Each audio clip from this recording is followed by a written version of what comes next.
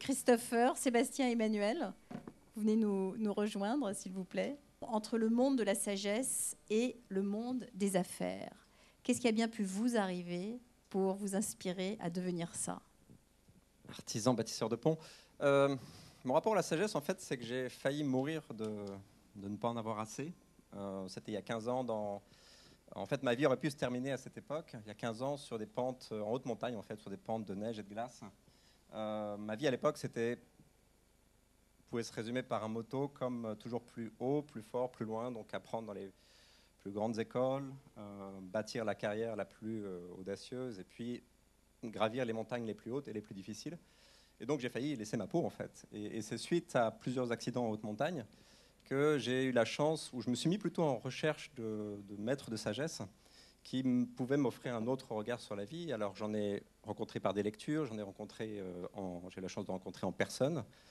Et ce sont des gens qui m'ont qui m'ont proposé un autre regard sur la vie. Pour eux, une vie réussie, c'était une vie où on déployait en entier sa capacité à aimer. C'était une vie où on arrivait à vivre dans l'instant présent, à laisser jaillir le plus possible de joie.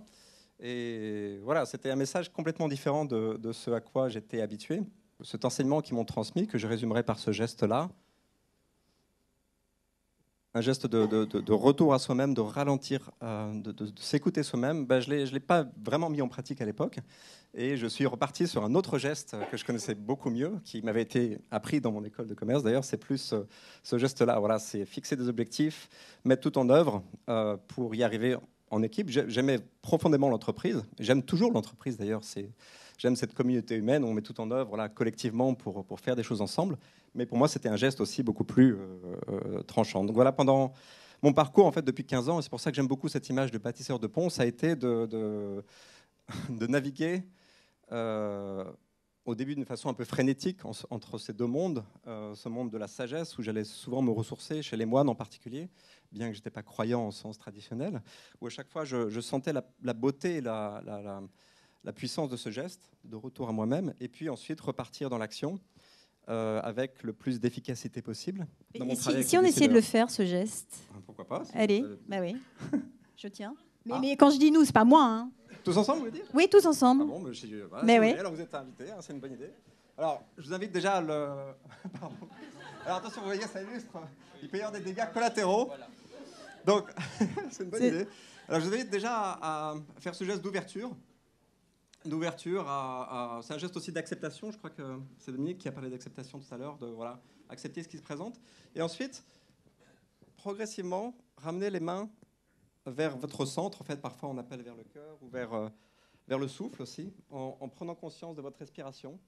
Voilà, plus vous ramenez les mains, plus vous sentez la conscience de votre respiration, plus vous vous sentez ancré dans le moment présent. Vous sentez de plus en plus votre respiration, sans la forcer. Vous la sentez, l'air qui rentre, qui sort. Continuez à rapprocher les mains tout doucement, tout doucement. Peut-être vous sentez de plus en plus que vous êtes vous-même. Et là, peut-être que vous sentez une envie, au moment où il y a cet ancrage, une envie de repartir vers l'action, mais pas une action frénétique, une action centrée, posée. Christopher est donc en charge d'une activité mondiale de 3000 personnes dans un groupe industriel français. Il est face aux tensions permanentes qui s'opèrent, bien sûr, et surtout face à la complexité. Et c'est ça qui, je crois, vous a permis de réaliser que finalement la sagesse et la pression ne sont pas antinomiques. Oui, tout à fait. Alors je pense que la sagesse, dans mon cas, ça serait un petit peu présomptueux. Je vais parler plutôt de sérénité et de bienveillance. Qu'est-ce qui vous a donné envie de vous diriger vers ça, justement? D'être chef. Alors il y a un chef héréditaire, il y a un chef étoilé, il y a un chef opprimé aujourd'hui. Mais l'envie de progresser, je pense que c'est quelque chose qui est assez fort, et Sébastien l'a bien remis en perspective. Mais l'envie de progresser de manière positive. Et aujourd'hui, accéder à des positions de dirigeants, c'est pas toujours très positif, surtout dans le monde dans lequel on est actuellement. Le basculement a été plutôt professionnel en 2009, où je suis passé d'une équipe de 40 personnes à 4000 personnes. Et en 2009, on m'a dit, voilà, ça c'est les clés de la voiture. C'est 2009, les ventes ont chuté de 45%, la voiture est dans le fossé, c'est toi le patron. Bon, c'est un peu l'image d'Obama quand il a repris la présidence américaine. Et là, je me suis senti submergé et opprimé. Et je me suis dit, c'est pas possible. Avec tout ce qu'on apprend sur le leadership, il y a des moments où on se sent très très seul. Et d'abord, le leader se sent seul. Et je me suis dit, il va falloir que je fasse un gros travail sur moi-même avant d'inculquer aux autres ce qu'il va falloir qu'on mette en place pour relever et sortir la voiture du fossé. Puis finalement, je me suis retrouvé dans un temple bouddhiste. Je ne suis pas du tout bouddhiste, je ne suis pas attiré du tout par l'aspect religieux, mais plutôt par l'aspect philosophique. Le maître qui évoquait la méditation avec moi, je lui dis, écoute, je t'adore, mais j'habite Paris, je prends le périphérique, je prends le RER, et le côté méditation, ça devient un petit peu plus compliqué. Et en plus, contrairement à toi, j'ai des enfants. Donc le week-end, ça devient un petit peu plus difficile. Et il m'a donné cette phrase qui m'a marqué à jamais et qui m'a fait basculer. Il m'a dit, nous sommes ce que nous pensons. Nous sommes ce que nous pensons. Et cette phrase a été très très puissante en moi. Parce que finalement, on se dit beaucoup de choses. On dit manger sainement, et je pense que Thierry est un exemple de la gastronomie française. Et puis on a la chance d'être en France sur ce côté-là. Faites du sport, tout le monde l'entend. Travaillez votre esprit.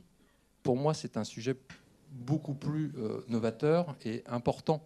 Parce que finalement, nous sommes le reflet, ou le leader que nous sommes est le reflet de ses pensées. Si vos pensées sont perpétuellement négatives, et c'est généralement le cas, nous pensons négativement, nous transmettons négativement. Donc il y a un gros travail introspectif sur l'esprit à mener. Et c'est un peu cette bagarre perpétuelle que j'essaye de mener, mener au quotidien. Malheureusement, on parle ici de management, que le mot leadership est souvent galvaudé. On met le leadership à toutes les sauces. Un leader, aujourd'hui, c'est quelqu'un qui donne du sens. Mais on ne peut pas être un bon leader pour les autres si on n'est pas un bon leader pour soi-même. Votre esprit, en fait, c'est comme un jacuzzi. C'est un jacuzzi qui est perpétuellement en ébullition. Alors, je ne mets pas en évidence le côté sympathique du jacuzzi, mais pour le côté ébullition.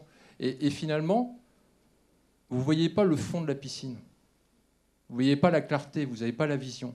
Il y a un moment, il faut être capable de travailler sur son esprit pour faire stop, que l'eau se pose, l'eau se calme. Je pense que Sébastien, ici, le représente bien avec son geste. Et pour regarder le fond de la piscine et repartir.